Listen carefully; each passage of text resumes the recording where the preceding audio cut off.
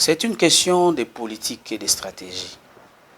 Est-ce que la province a-t-elle des politiques publiques ou des stratégies idoines fléchées vers chaque secteur? Je prends l'exemple du secteur énergétique, qui est un secteur quand même avec beaucoup d'opportunités. Bon, est-ce que dans ces secteurs, nous avons vraiment une politique qui puisse faire aujourd'hui que les opérateurs économiques trouvent la province intéressante et qui viennent investir dans ces secteurs? Parce qu'avec la nouvelle loi, la nouvelle législation sur l'électricité et sur l'eau, il y a une libéralisation aujourd'hui qui fait que les tierces personnes peuvent aujourd'hui commercialiser, ils peuvent distribuer l'électricité et l'eau. Ce sont déjà des opportunités, mais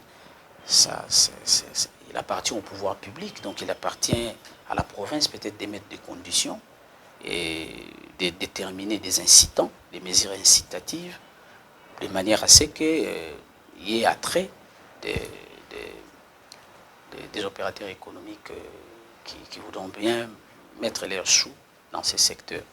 Au-delà de ces secteurs, ce sont les infrastructures. Il ne faut pas oublier que géographiquement, la province a des routes transfrontalières.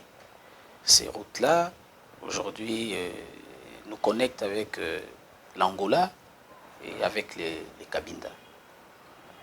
Et au-delà, nous avons des grandes infrastructures, des superstructures qui vont être mises en place sur place. Je prends l'exemple du port en eau profonde des Bananes.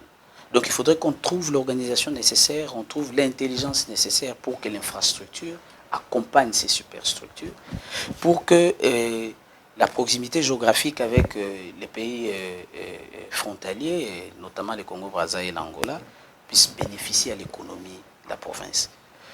De ce point de vue-là, déjà, il faudrait voir dans quelle mesure est-ce que construire des partenariats avec le secteur privé autour de la construction de routes où on pourrait bien mettre des péages modernes et tirer tous les avantages possibles de cette exploitation et conforter notre économie. Donc c'est quelques secteurs déjà que je pourrais à la volée vous citer. La route nationale la route nationale 1. Le long de cette route-là, il y a les opportunités de bâtir des joint ventures avec des fonds privés pour construire par exemple des aires de repos. Lorsque vous lisez la Constitution, vous verrez qu'il y a vraiment beaucoup de secteurs qui ont été laissés à la discrétion de la province.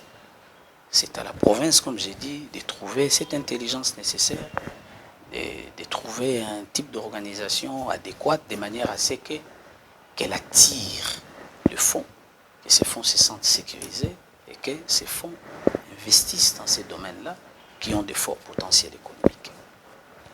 Les informations en notre possession nous permettent aujourd'hui d'affirmer qu'après la pose de la pierre par son Excellence, Monsieur le Président de la République, s'en est suivi les opérations d'indemnisation des propriétaires des concessions qui étaient expropriés pour cause d'utilité publique, de manière à ce que l'on identifie ou l'on détermine les périmètres effectifs qui devraient abriter les infrastructures devant constituer les éléments de la superstructure port banane.